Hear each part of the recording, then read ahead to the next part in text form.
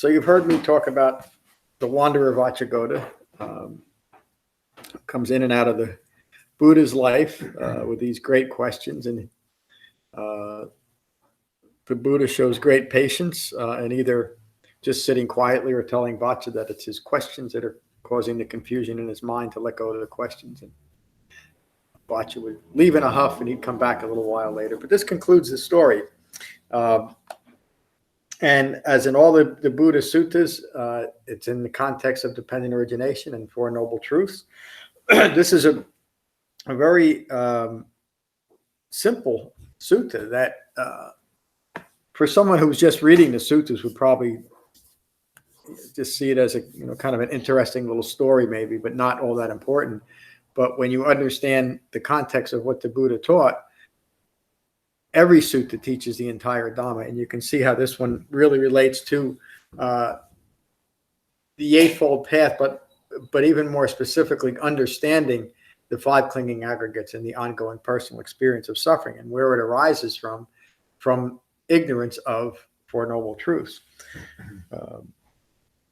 So Vacchagotta is back in the Buddha's life, and he's got the same questions again. I'm not going to read this exactly as it's written because it's rather repetitive. I'll just read all the questions that Vaccha has. The Buddha's answer is the same for every one of them. No. Master Gautama, is this a true statement? The cosmos is eternal, and only this is true. Any other view is worthless. The Buddha says no. Then is this a true statement? The cosmos is not eternal. No. The cosmos is finite, and only this is true. No. The cosmos is infinite, and only this is true. Any other view is worthless. No. The soul and the body are the same, and only this is true. No. The soul is one thing and the body another, and only this is true. No. These are common questions that during the Buddha's time, but even today, they're these great existential questions. But if you look at the questions themselves, they're implying, in fact, insisting on an answer of how can I establish myself, continue to establish myself in these different realms, these different ideas that I come up with, or that other teachers teach me are real repositories for a soul. And of course, the Buddha rejects all of that.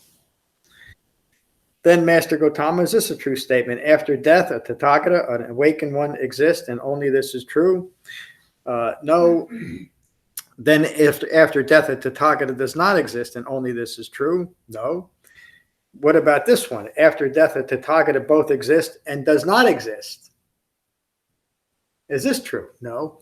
Now, those questions taking what seems like a logical conclusion really arise out of that same feedback loop that the Buddha described prior to his awakening, getting caught up in these self-referential views. And all that they're doing, again, is seeking ways to continue to establish a self in ideas now. And again, the separation from reality gets further and further with each one of these questions. And again, they're all rooted in ignorance. So even though when a self-referential ego personality comes up with any question, just because it has the question, it makes that question paramount and even reasonable. Even though when you look at these questions, even if you could answer them truthfully, the answer itself doesn't do you any good right now, does it? In relation to the Dhamma, in relation to what difference does it matter if a Tathagata exists after death or not? To my mind right now, it's just a distraction. And the Buddha is making that point. He's not saying that he doesn't even have the answer. He's just saying that it's the question that's leading you astray. Don't take it even that far. Vaccha has one more. No, I gave you that one. The Tathagata both exists and does not exist.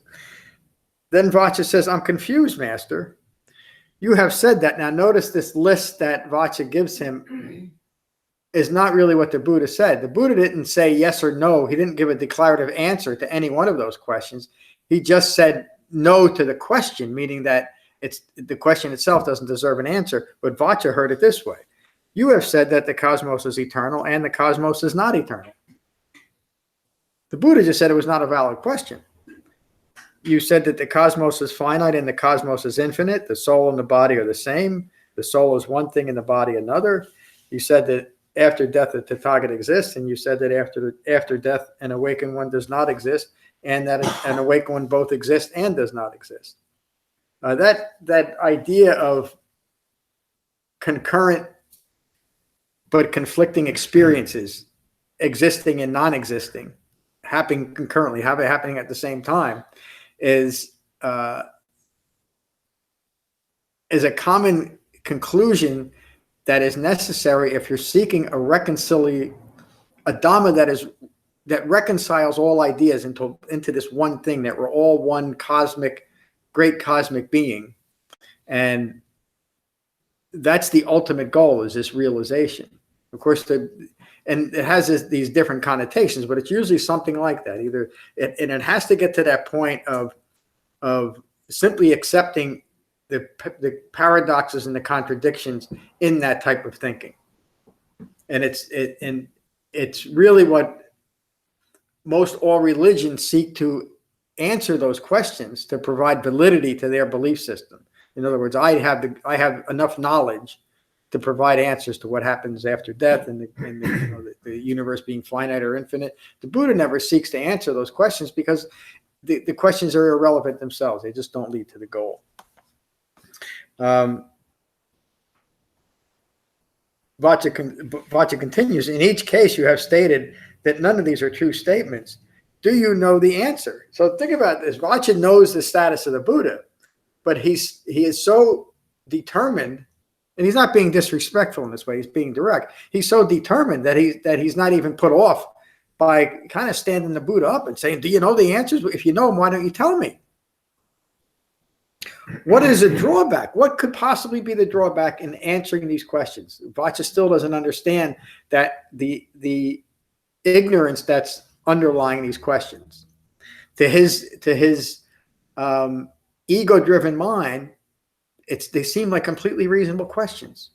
But he doesn't see that his insistence on having the questions answers is the block that he's using to continue to ignore his own ignorance. It's the strategy that he's using. I must have the answer to these questions that are unanswerable before I'll follow you, is basically what he's saying. The Buddha's heard this numerous times, and now he's going to finally get past it. But Vaccha's not finished yet. Are you completely disassociated from these positions, from these views? The Buddha says, Vaccha, the notion that the cosmos eternal is a thicket of views, a wilderness of views. These views distort reality. These views are fetters. These views are accompanied by suffering. They're accompanied by distress, by despair, by fever. These views do not lead to disenchantment, to dispassion or cessation. They do not lead to calm or direct knowledge. These views do not develop full awakening. These views do not develop unbinding. So again, the Buddha he's not giving validity to the answers at all by trying to answer them and prove what he knows, that he knows everything. He's saying that the questions themselves are irrelevant. Let go of the questions. The questions are a fever. The questions are dukkha. So does Master Gautama have any position, any fixed or determined view at all? Vaccha, a position or a view is something that a Tathagata has done away with. A Tathagata sees only this. Form arises and passes away. Feeling arises and passes away. Perceptions arise and pass away. Mental fabrications arise and pass away. Consciousness arises and passes away. What's the Buddha referring to here in the 5 clinging aggregates? What, after all this time, and this is over a period of years now, that Vaccha is coming in and out of the Buddha's life, he realizes that Vaccha is now ready to understand this, and so he gives him something to relate to. Obviously, Vaccha has heard about the 5 clinging aggregates and the rest of the Dhamma, and he says this is what an awakened human being sees: the arising and the passing away of the 5 clinging aggregates. Meaning, an awakened human being sees in a continual basis the arising and the passing away of all impermanent phenomena, the arising and passing away of all dukkha, all disappointing experiences. Can I just ask a question? Sure. You say that when you run down dependent origination, that if you can break the chain, Mm-hmm. You kind of like penetrate dukkha. Yeah. If you were to, on the 5 clinging aggregates, if you were to break one aggregate, like my body is not me, you know, Yep. my form, it's not me. I mean, does the other 4 aggregates fall away at the same time, or are they dependent on each other like that, or not? It really is a good question, because it's a true statement that if you recognize and break, we're talking metaphorically, the 12 chains of dependent origination. The reason why we use the metaphor of a chain is that if you break any link in the chain, the whole chain falls apart.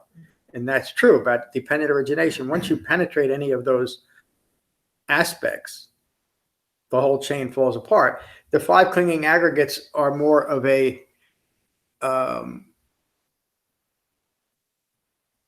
conceptual teaching, but if you unbind your views to clinging to form, the rest of the aggregates, again, to use the metaphor, they fall apart. But again, we're using words to describe something that doesn't really happen, but in our minds, we are no longer bound to these aggregates. And so as human beings, we still have form, we still have feelings, we still have perceptions, we still have fabrications to a point. And if we're not quite completely awakened, we still have thinking rooted in ignorance. So they're still present, but as we awaken, we're no longer using these to define ourselves as a permanent being. So we're not, in our minds, we're not clinging them together. So an awakened human being, I don't know if I'm answering your question in a direct way. Maybe a better way to say it is, as an awakened human being, we still have these components, but we're no longer attached to the components. We're no longer using to identify ourselves. I am this. I have this view, so it must be me. It must be right because I'm attached to it. I have this type of thinking, this ongoing thinking, so that thinking must be right because like that great saying, I think, therefore I am. That's just justification for bad thinking, isn't it? That's a great question. Thank you. So the Buddha just refers to the 5 clinging aggregates. This is what an awakened human being sees. I'm just going to skip forward a little bit. But Master Gautama, the one whose mind is thus released, where are they reborn? Vaccha is insisting that in some realm, in some way, in some manner, there must be, within this grand spiritual system, a way to continue the self. Those are all his thoughts, all his concerns are pointing in that direction. How can I continue to establish a self? He, at the very least, he's assuming that an awakened one must have some type of future. I asked the question. But Master Gautama, on one whose mind is released, where are they reborn? He's not saying, are they? They got to be reborn somewhere. And the Buddha's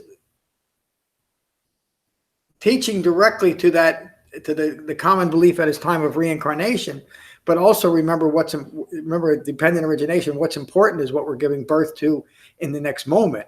Future lives are completely unimportant as far as the Buddha's Dhamma is concerned. Vaccha, rebirth is irrelevant. So again, the Buddha is not making a declarative statement that there's no such thing as rebirth. It's just of no concern. Rebirth is irrelevant.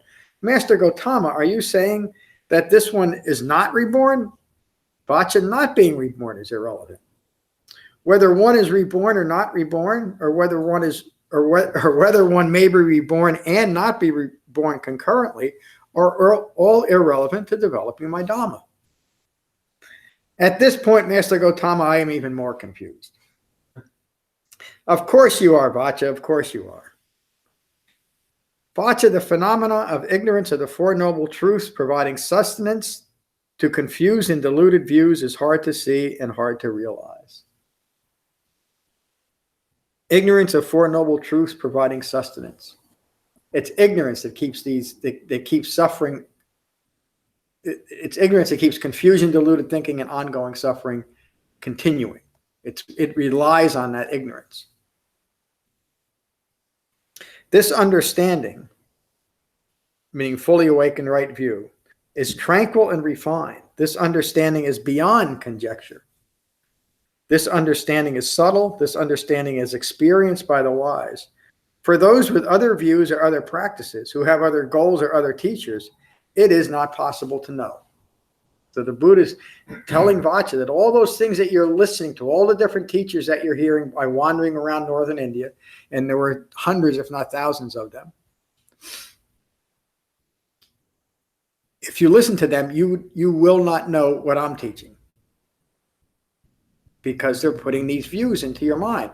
All of these things that all these questions that Vaccha is putting forth to the Buddha are things that he's picked up from different spiritual traditions. And they were common during the Buddha's time, and those questions are just as common today.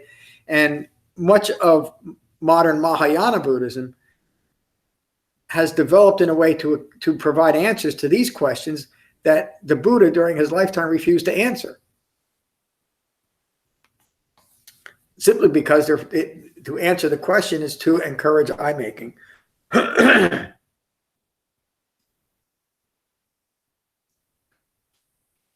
I will now put some questions to you, Vaccha. Answer as you see fit. If a fire is burning in front of you, would you know that this fire is burning? Yes, I would, wise teacher. And Vaccha, what is sustaining the fire? The fire is dependent on grass and timber for its sustenance. Something has to provide the fuel for the fire to keep going. Vaccha, if the fire were to go out, would you know that it's gone out? Yes, I would, wise teacher. And in which direction from here has the fire gone? Has it gone east or west or north or south? Master Gautama, that question is irrelevant. So the Buddha is finally penetrating Vaccha's mind by pointing it in the direction of its own confusion. What has sustained the fire, grass and timber, has been consumed. Any fire burning dependent on a sustenance of grass and timber will simply cease to exist. The fire is unbound from its sustenance. Vaccha, just as a fire is extinguished from removing sustenance being empty of ignorance, removes sustenance from greed, aversion, and ongoing unsatisfactory experiences. Being empty of ignorance ends dukkha. There's nothing left to sustain that experience, that ongoing experience that is experienced through 5 clinging aggregates. Any physical form describing the Tathagata as a form is a wrong view, meaning as a physical form. So if you're assuming that this awakened being is a fixed in place, sustained and sustainable human being, and it is that same being that transmigrates from one life to the next, the Buddha is saying, no, that's not true. Because he's he's not reminding him yet, he's pointing Vaccha to the understanding that everything is in a constant process of becoming, including a Tathagata, an awakened one. So the questions of birth and death and rebirth are irrelevant. Again, notice the Buddha is not saying they may or may not be true. They just don't relate to what's occurring in this present moment. And it is in this present moment that awakening occurs. So past or future birth or death are completely irrelevant to that. They're just a distraction. Any physical form describing the Tathagata as a form is a wrong view.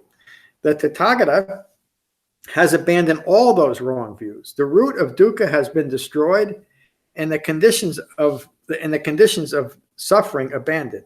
Confusion, deluded thinking, and ongoing disappointment will not arise in me in the future.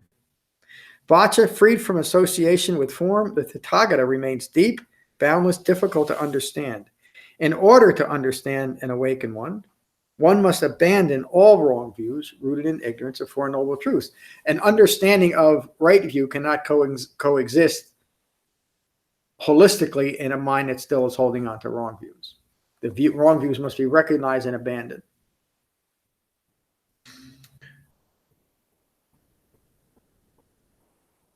One must abandon all wrong views rooted in ignorance, such as rebirth is irrelevant.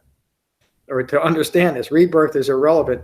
No rebirth is irrelevant. Rebirth and no rebirth concurrently is irrelevant. So again, that rebirth and reincarnation has been something that that man has been questioning and providing his own answers to, whether through logic, through legend or conjecture, or learned teachers, since the beginning of mankind. We want to know.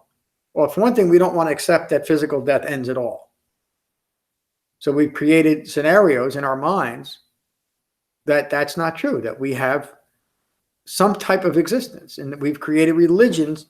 Well, we wouldn't, the other view would be that religion was there first and gave us the answers. But so we've accepted beliefs that provide for the establishment of a self or a soul through religious beliefs extra-physically. Correct? Am I explaining that in an acceptable way? That is the need to continue to establish a self through every realm that can be imagined. And that's just what that whole notion is. And so the Buddha is not making a declarative statement that there's no such thing. In fact, he's not saying that all the possibilities that we can come up with are not possible. He's saying that they're just irrelevant. And what he's really saying is to clean up your thinking, because it's the thinking that's going in that direction that is providing the ongoing distraction from awakening. Getting back to the Vaccha Sutta, we can, but we also need to gain the ability to think what we want to think when we want to think it, meaning when it's appropriate to think. The implication is also that thoughts that are inappropriate simply by their uselessness will no longer arise in our minds. That's the essence of a pure mind, isn't it? A mind that thinks the thoughts that are necessary to think, that are appropriate to what's occurring, and is not consumed by unnecessary thinking, by idle chatter in our minds. Is that clear? So that's taking the practical factors of the Eightfold Path, meaning right speech, the moral and ethical factors of right speech, right action, right livelihood, and showing the logical conclusion of incorporating them is that eventually they allow us to clear up our minds. First we apply those things to clearing up our behavior or moderating our behavior. But ultimately it's through clearing up, through recognizing that it is in our behavior that the quality of our mind is expressing itself. We first recognize the things that we need to change. And then ultimately our behavior through right view and right intention become the very, very refining subtle aspects of final awakening, because we've now let go of all the grosser behaviors, and really what's left is only the thoughts that we have bouncing off of each other, and when our mind's quiet enough, we can recognize those. And that's the subtlety that the Buddha's getting to here. Furthermore, Vaccha, any feeling, any perception, any fabrication, any consciousness, referring again to the five clinging aggregates, by which one associates with the Tathagata, would now understand that the Tathagata, an awakened one, has abandoned ignorance, its root destroyed. The conditions rooted in ignorance that give rise to suffering are no longer present. Freed from associating with ongoing thinking rooted in ignorance, the Tathagata is deep and boundless and very hard to understand. And again, that last line, hard to understand, is a reminder to Vaccha, is stop relating what you think I am to your wrong views. In which case he's really saying it's impossible to understand. You have to recognize those views and let go of the views. The wanderer of Vacchagotta understands and expresses his profound delight. Finally, Master Gautama, due to impermanence, a great solid tree loses its branches, its leaves, its bark, its sapwood, leaving only pure heartwood. Master Gautama, your words are free of branches, free of leaves and barks and sapwood. Your words stand as pure heartwood. Your teaching is magnificent. Your teaching is clear, direct, and distortion-free. You have revealed what seemed hidden. You have shown me the way. You carry a lamp into the darkness so that those with eyes to see can see the five clinging aggregates as you see them, even through these many lines of confused views. I mean, all those questions that he kept coming back with to the Buddha with. He concludes with saying, I go to Master Gautama for refuge, to his Dhamma for refuge, and to our Sangha for refuge. May Master Gautama remember me as a lay follower who has gone to him for refuge. So there's a few things, and I point this out a little bit later in the commentary.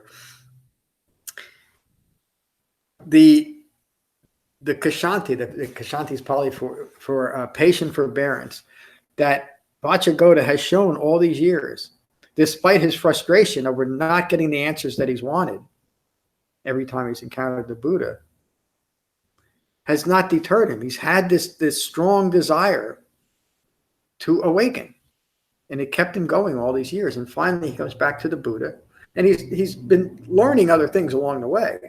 And he's obviously heard other talks by the Buddha, but he finally hears it at a time when he's ready to understand it. And he gets it. Excuse me. The Buddha shows just as much patience, but also his great compassion. Now think about this. You never hear the Buddha saying to anybody, certainly not to Vaccha. And next week's talk, by the way, is called the Anurata Sutta, which is similar to a sutta where these great questions are put to the Buddha in a slightly different way, and the answers are similar. What he's showing is that great patience of an awakened, wise human being, and his own skillful desire to teach the Dhamma.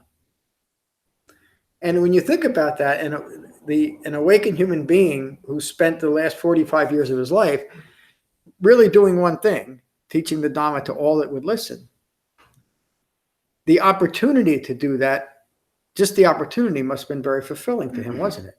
Because here's an opportunity to do what he does. It's why he's here, to teach the Dhamma. So there's no reason for him to get frustrated no matter how many times Vaccha or other people ask him the same questions, because it's his opportunity, the awakened one's opportunity, to teach. And he teaches in such a clear and direct way that even people who are as deeply conditioned away from awakening, such as Vaccha, through their own right efforts, eventually they can awaken too. So there's so much teaching and really encouragement in this short sutta.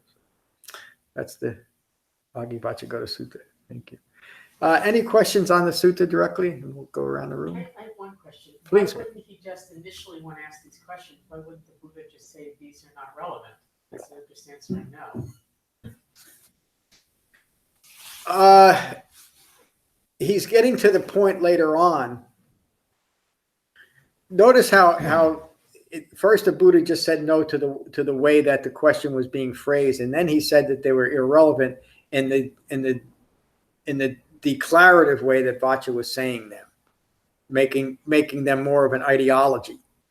But you also have to remember the history of this too, Mary. This is at least that I've read the fourth time that Vaccha has come through with the questions, and the Buddha's giving similar answers throughout.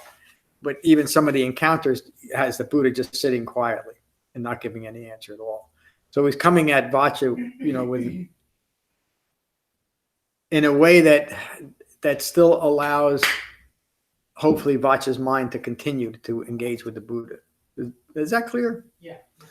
Yeah, and so to me, that's one of the reasons why this is so fascinating, because of the way that the different ways that the Buddha would answer, but similar in what they're teaching, or the goal of what they're teaching, and that really is remarkable how he does that repeatedly throughout the Pali Canon. It was just the right words and even the right position to take to make the point. Thank you, Lorna. Good to see you this morning. Good to be here. Thank you. Good to see everyone. Yeah, I think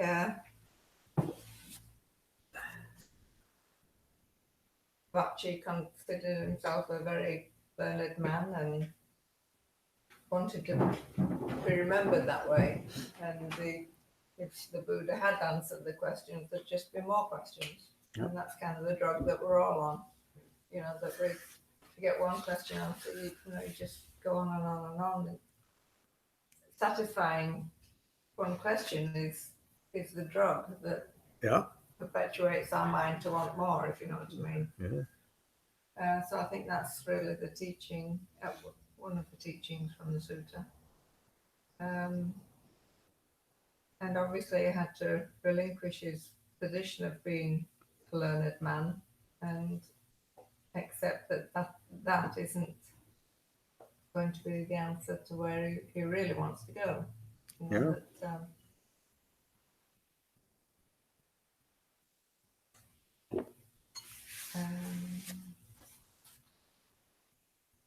just this week I struggle with the fact that, you know, my body is not me form, it's just form, it's just, you know, and this week I've had sort of like a medical thing which brought that to mind, but it's really difficult. I find it really difficult to think my body is not me, it's just a form, it's just a, I struggle with that, and I've been looking at that this week. I think that's all I have to say. Thank you. Thank you. I think next week, a similar sutta, the Buddha gets a little bit, relates impermanence in the 3 marks of existence to these questions in a different way. I think you'll find that useful too. And, you know, the other thing about these great existential questions, they're really the same questions as any mundane question, even though these seem more important. You know, where am I going? What's the universe about? It's the same question as what's going to happen to me in the next moment. Yeah. Because they're all rooted in I making. And really that question can be boiled down to why. Why is this happening? Why is this going on this way? Why don't I understand this? Years and years ago, I had a friend of mine who was a Jesuit. Jesuit is a form of to quickly describe it, I'm not really doing it justice, but it's a very strict, almost militaristic form of Christianity that's also very doctrinally based. And I had a friend of mine, his name was Ken. Boy, this is almost 40 years ago. There used to be a monastery up in Newton, New Jersey. I don't think it's there anymore. But we made friends. I think it might have been like a substance abuse retreat. I can't remember. Anyway, we became friends, and I'd visit him every now and then. We'd have these great philosophical questions about these questions here. Ken was a guy who had I can't remember. He had nervous breakdowns. There's a different word for them, a more politically correct word for it today. Does anybody know what it is? I don't think you're supposed to use it. Anyway. And he always said that it's okay to lose your mind, you just get another one. We liked his attitude about that. But one of the profound things that he would get to when we'd have these great philosophical questions, like, Ken, why would this, you know, why do babies suffer and die? You know, if they were, implying, you know, if there's such a thing as a loving God, why? And Ken would always, he'd get frustrated and finally get to the point. He says, don't ever ask why. He says, if you want to maintain sanity, don't ever ask why. And with the implication, look, it's cost me my sanity at least 7 times asking why. And that is, anytime I'm asking why, it's this self-referential question, isn't it? Why is this happening to me? Or the corollary, what is going to happen to me? There's always self-reference in that. It seems reasonable, doesn't it? And again, that doesn't mean that we shouldn't be inquisitive and learn things, talking in the context of the Dhamma. Remember how we finished the last course. Well, we always finish it with the chapter on the hindrances. That question of why or what's next is rooted in doubt and skepticism, isn't it? One of the hindrances. And it could also be an aspect of restlessness or indifference to the Buddha's Dhamma. Or it could be a simply need for constant sensory indulgence in this moment. And it leads to that type of thing. But it all relates to the hindrances. Does everybody see that? So it's important to understand that when aversion or resistance, or when we're substituting certain things for the Dhamma, to understand where it's coming from. It's coming because of some type of hindrance or resistance to it. Thank you. Anthony, good to see you this morning. Good to see you and everyone. I completely get the sutta, but I'm having a little bit of a problem accepting the Buddha's premise that it causes suffering to think about these kinds of existential things, because there is a place for science and philosophy, and people get great enjoyment out of that. Mhm. A botanist would love to walk through, down the Frenchtown towpath and identify the trees, where other people would just want to experience the nature. Mhm. And if we didn't have these kinds of visions, we never would have had space travel or seen the moon. I mean, I don't think that it always leads to stress and suffering. It doesn't always lead to do good to want to know the answers to those questions. It's just not the right place in the Buddhist teachings. I get that. So could you explain to me why the Buddha feels it causes stress to think about these kinds of metaphysical things? Yeah, you thank you, Anthony. You answered it. It's in the context. And Vaccha is asking these questions in the context of understanding the Buddha's Dhamma, and that's what's important. In that setting, that's what he's responding to. Oh, so right. he's not saying that he thinks it just causes stress. No, but when you're using the questions in the way that Vaccha is using them, which is typically how those types of questions, I understand that the asking the question, does a Tathagata exist after death or not exist?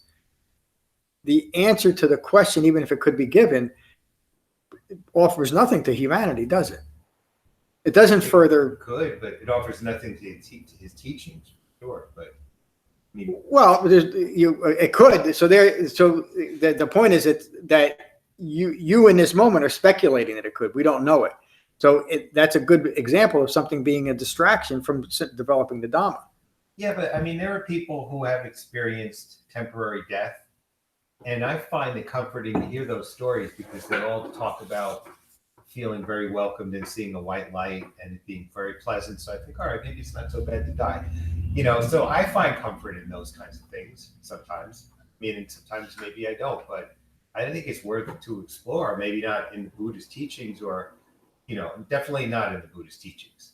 I mean, that's about being in the moment and dealing with what comes up and understanding impermanence. But there is a benefit to that. I mean, I think, don't you? I want to give you an honest answer. I don't know, because even that answer requires me to speculate. So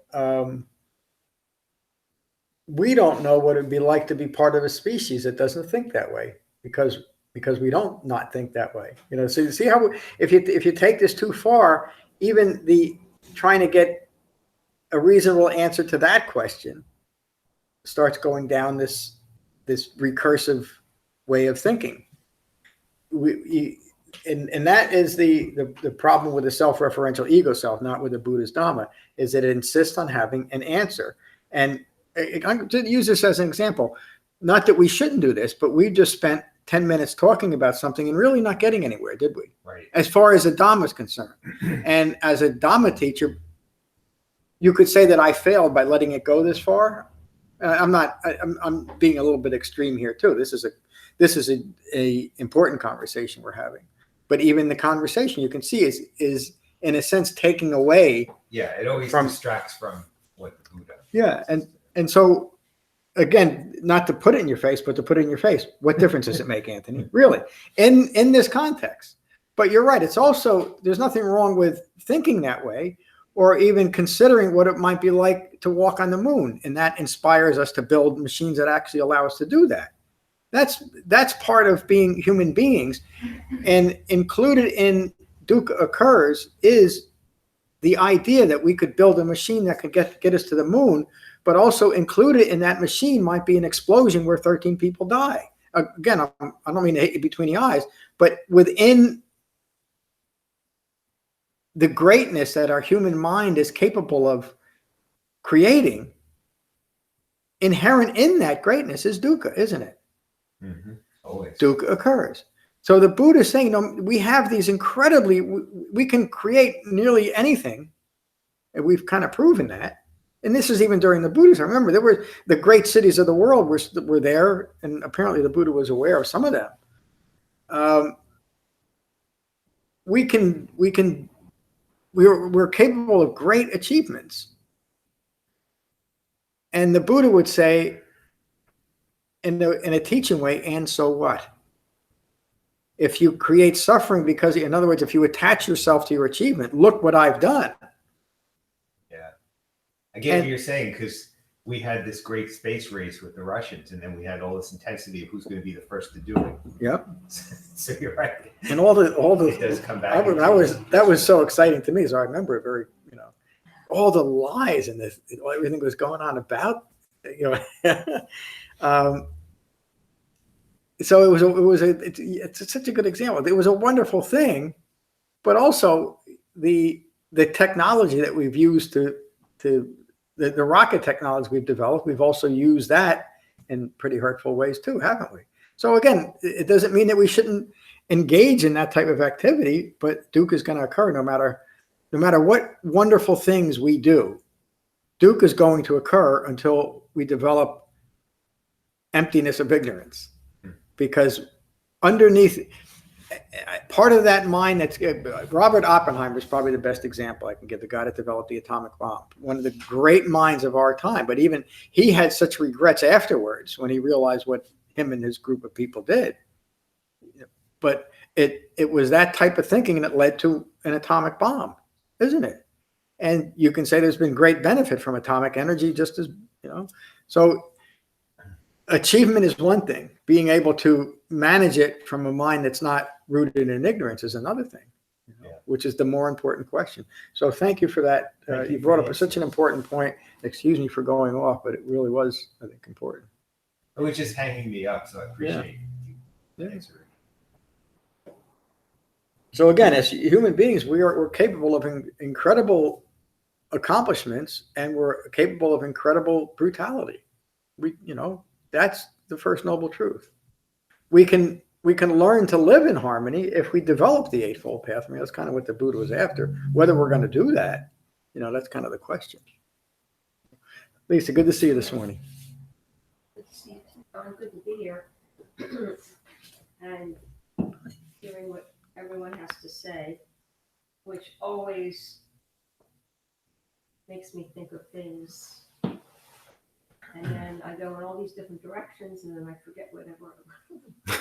But I'm going to go back to the sutta. I didn't really understand all that.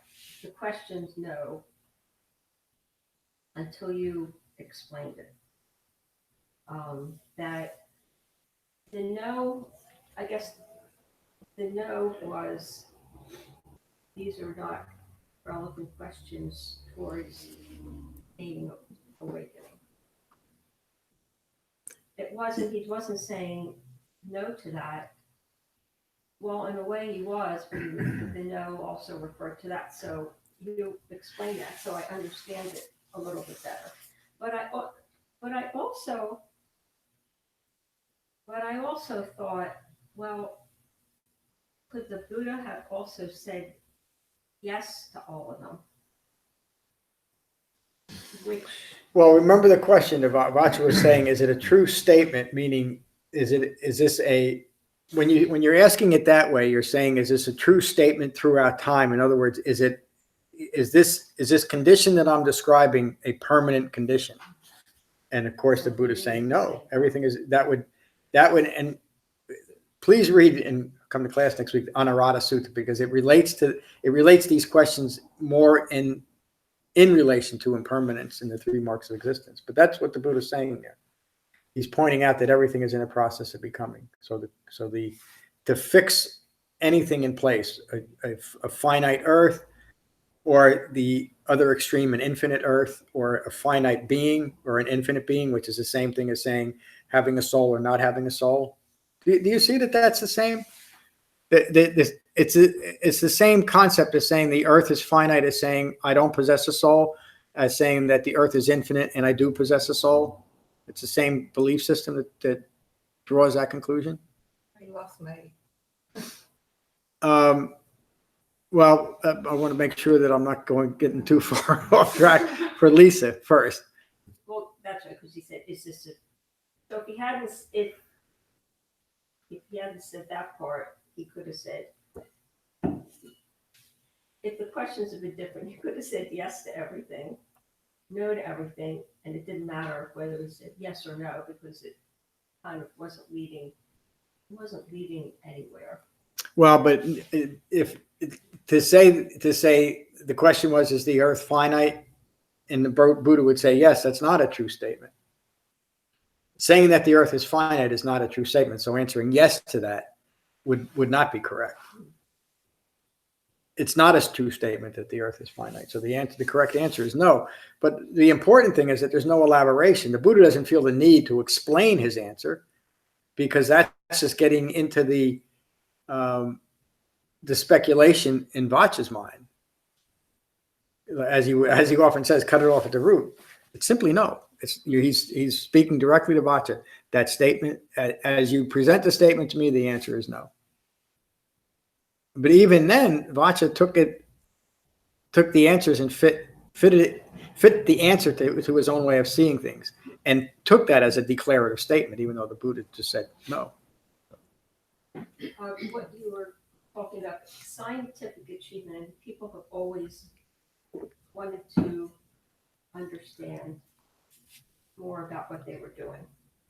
Animals, pretty much a lot of the things are hardwired, but we have this other kind of self-consciousness, which almost forces us to want to learn more and want to do more. And that's fine, keeping it where it is, because we're never going to know anything. And if you think of it in terms of anyone working on this space project, I mean, they all have to get their lives.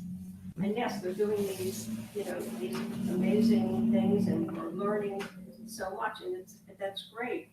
But you can't say that's the be all and the end all. It's just, this is really fascinating. And all that learning is fine, but it sort of really has nothing to do with. You have to, with things you have in your own life. Yes, really the way that the way that I see it is really kind of wishful thinking. I would have, to me, I was so enamored with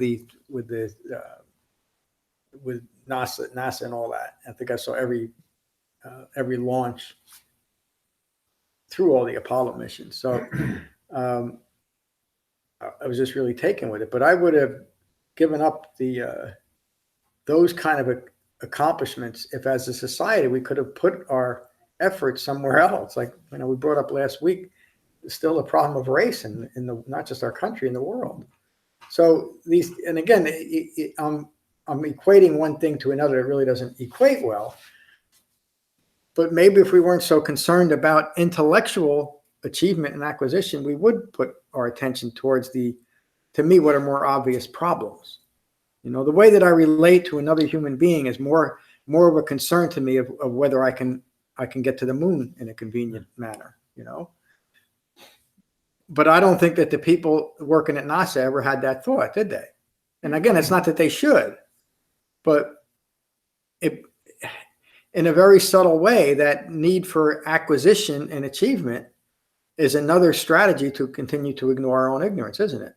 And even as people, we know of people that are so driven to achieve whatever they might be doing in their field that they do tend to step on people. And the justification is because they're achieving great things, and so it's okay. Well, maybe. And again, I took that thought a little bit too far.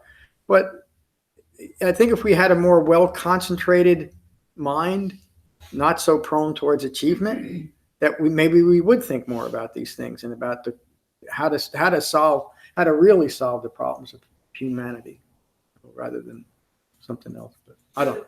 I'm sorry. No, please. So to put cooperation first, achievement second, because that's kind of what you were saying. And who's going to be, the space race? It's the Russians or us. Why did we? It just seems like it's such a natural human reaction to things. It's like, who's going to be first? Who's got the bigger, the best, the more this? I mean, that's our culture. It's our, well, that's Western culture. But Eastern, I think is different. It's a different approach. Somewhat, Lisa, but even during the Buddhist time, there was a lot. I mean, that's what got him going. There was a lot of competition between people and even between so-called spiritual or religious leaders. Competition. I mean, it's so ingrained. Or the Olympics, and who's going to be valedictorian, and you know, if you're not first, second's no good. Isn't that a level of immaturity as well? In my mind, like if you look, That the need to be number one, you mean? well, yeah, the whole thing, Yeah. because it's often I think of enlightenment as being a truly mature person, right? That's how I describe it. And all those other things are kind of down in the high school or grammar school Yep, realm of being Yep. in my head, right? I mean, Exactly. That's really important. that So I don't know if it's a progression, I guess, until we get enlightened, if we ever do, right? We become mature people. yeah, that's exactly how I describe awakening, a fully mature human being, which is how the Buddha described it. Which is really what, when you think about, we're human beings. To want to be more than a fully mature human being has to come from an ego, doesn't it? Being fulfilling my complete potential, that's not enough for me. Well, there can't be a more ridiculous thought that I need to be more than I am. I can't be. That should be enough. But yet the ego will say, well, that fully mature? Nah, it's got to be more to it than that. I hope I get there someday. Jen, good to see you. Good to see you. Good to be here with everyone. Well, I really like the last sort of monologue from Vaccha in this sutta, where he kind of like pulls in all of these teachings in just like a few sentences. And the three refuges. Is that I right? think that's right. Three refuges. Yeah. Refuge. And you know, all the questions that are kind of bouncing around the room, I feel like it just boils down to you know, eye making. Yep. You know, I was a scientist for 8 years, so you know, I can say, and that time, most of the time, I was not concerned about what I was contributing to the greater good as much as I was concerned with being first author on a paper, you know, or being the one to figure out to get the information out first on a new procedure, because it is very competitive, and that's all I'm making. So I guess just, you know, if you are gonna do something that brings you joy, you need to recognize that there's a little bit of eye making in that, because you have likes and dislikes. Yeah. Well, you also have to understand the middle way, that if you're going to be in the world, Right. It's reasonable to do the best you can, understanding that you don't want to set yourself up for constant disappointment, meaning, which really boils it down to the most effective way we can live our lives, whether we're in the world or living in a monastery. If we're in the world, it's better to have a well-concentrated mind that supports the refined mindfulness of the Eightfold Path, even in the workplace, isn't it? We just perform better. But we're still out in the world. And so we have to, we make decisions based on that. And it's not an unskillful decision to make a decision that I think is favorable to me. That's not I making. It's being it's insisting that once I make the decision that the result be exactly as I see it. That's the fixed view that gets us into trouble, but it doesn't mean we don't set a direction even moment by moment for our lives. Thank you. Ken, good to see you this morning. Good to see you. Good to be here. There's a couple things that really stood out to me with your talk. The first one being it was good to hear that even when talking to the Buddha, he was confused. It's nice to know that 6,000 years hasn't changed everything. The other thing that really struck me was when you said he finally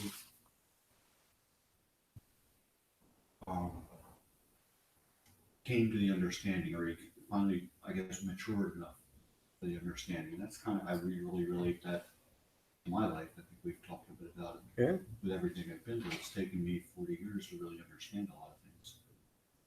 And it's the whole, you can tell me if I'm way off base here, the whole premise for me has been, it's kind of boils back down to thinking about now and living today. Yeah. Because concentrating on what happens after I die or if I'm reborn doesn't help me live in this moment now. That's right. And all those, and I think that's what, for me, that's what I need to continue to work on now, is being able to live in the moment. Like telling people that I'm crazy. My biggest goal in life right now is to not have any goals.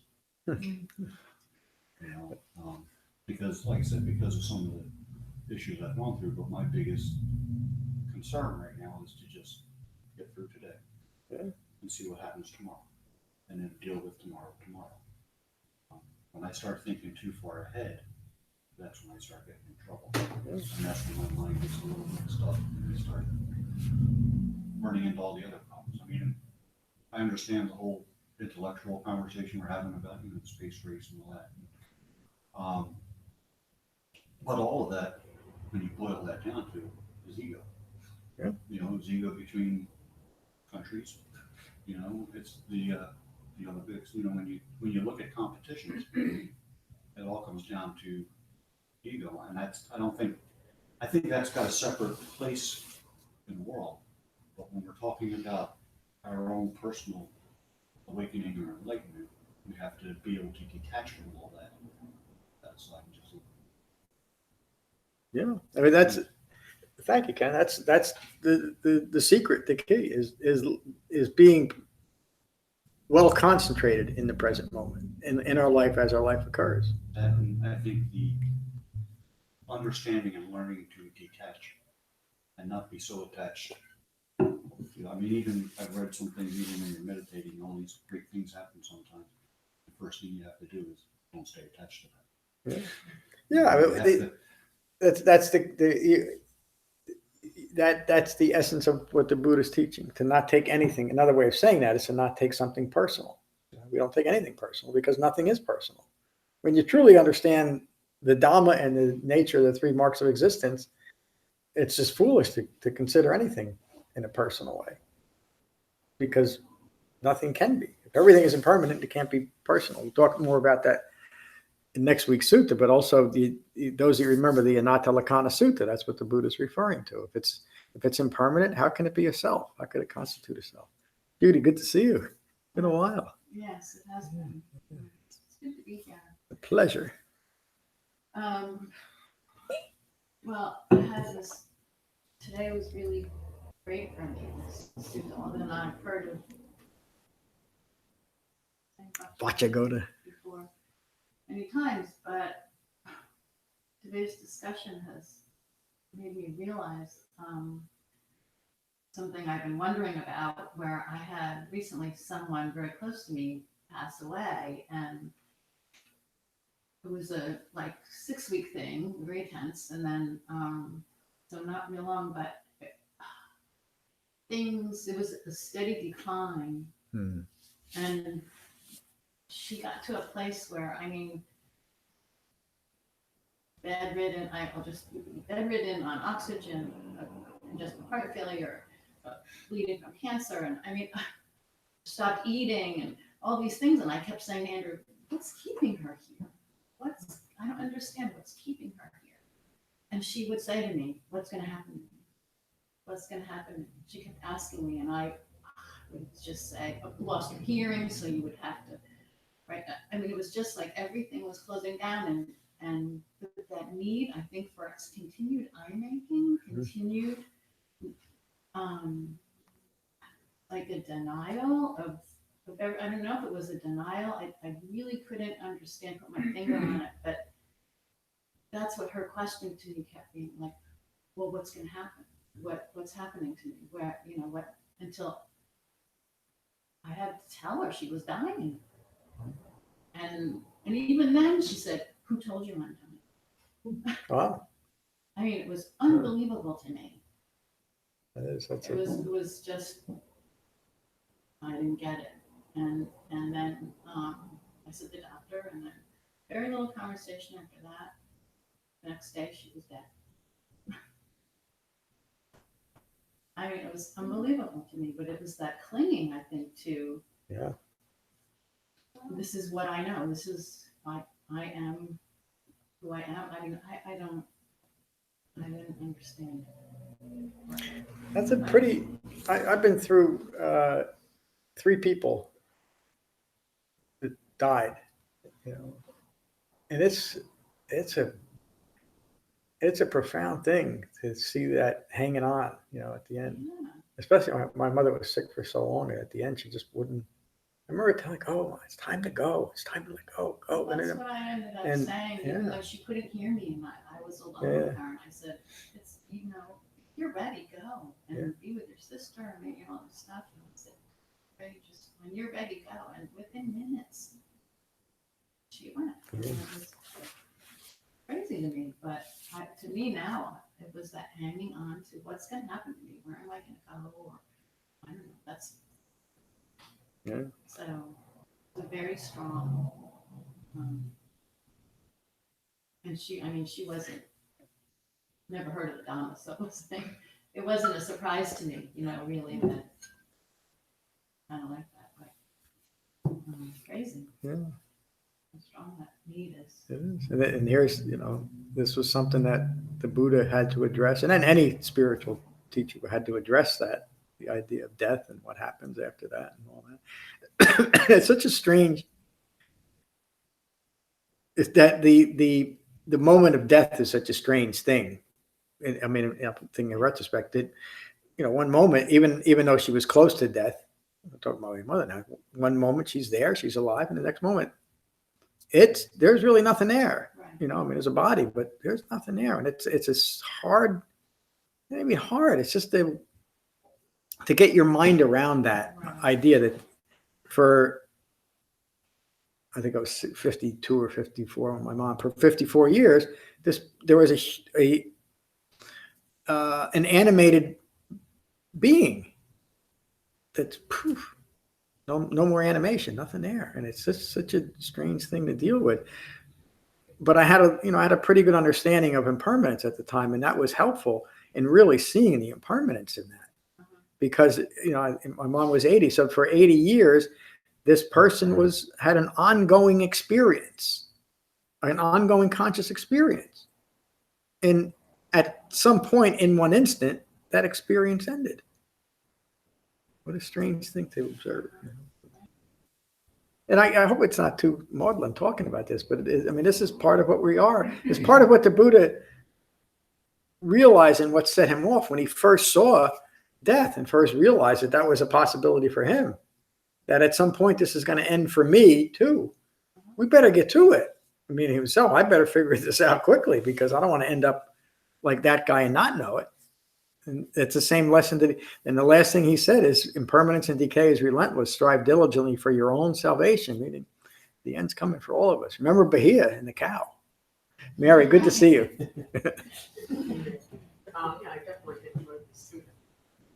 I was just listening to something on NPR briefly on the way out here, and the reporter almost acted, must have studied Buddhism or something, was interviewing somebody who just was a Trumper to the nth degree, and refused to answer the questions the reporter was asking him, and just kept talking around them and talking around the issues and talking louder and faster. And finally, the reporter just cut him off. Just ended the interview. Just similar to what the Buddha did. Yeah. Happens a lot on CNN. Yeah. Oh, yeah. Oh, Vaccha.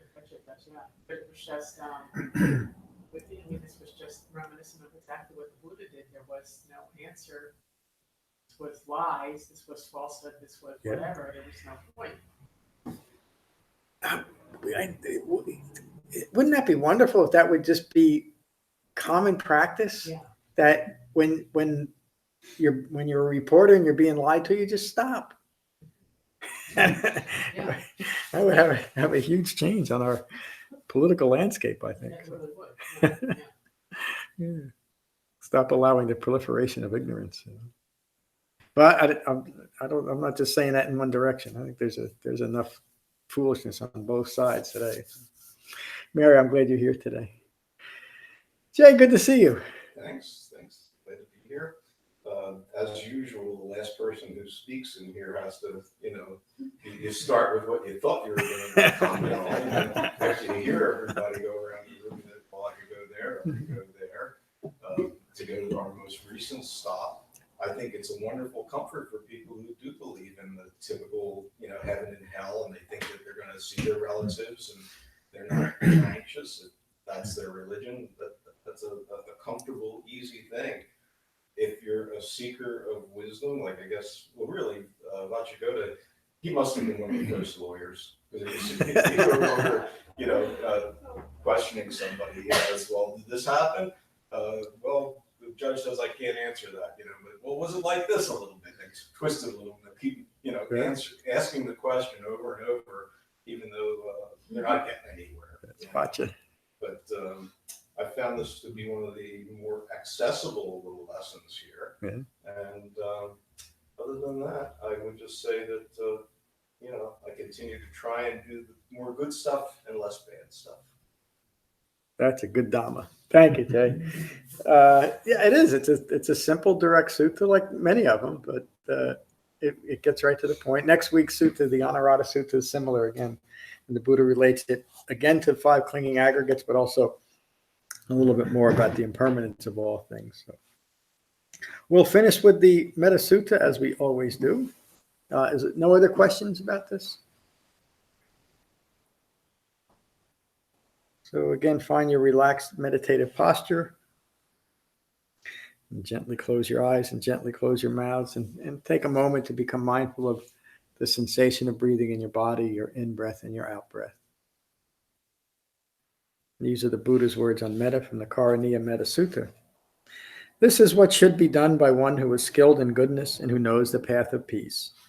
Let them be able and upright, straightforward and gentle in speech, humble and not conceited, contented and easily satisfied, unburdened with duties, and frugal in their ways, peaceful and calm and wise and skillful, not proud or demanding in nature. Let them not do the slightest thing that the wise would later reprove. Wishing, in gladness and in safety, may all beings be at ease. Whatever living beings there may be, whether they are weak or strong, omitting none, the great or the mighty, medium, short, or small, the seen and the unseen, those living near and far away, those born and to be born, may all beings be at ease. Let none deceive another or despise any being in any state. Let none through anger or ill will wish harm upon another.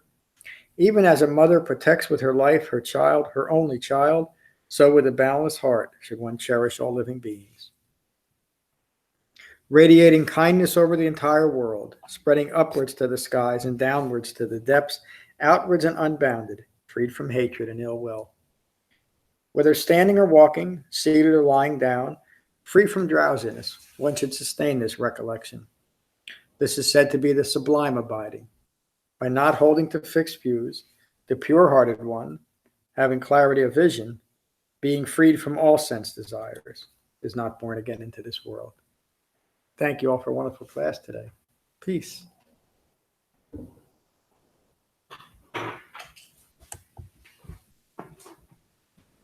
Do we take the mats up?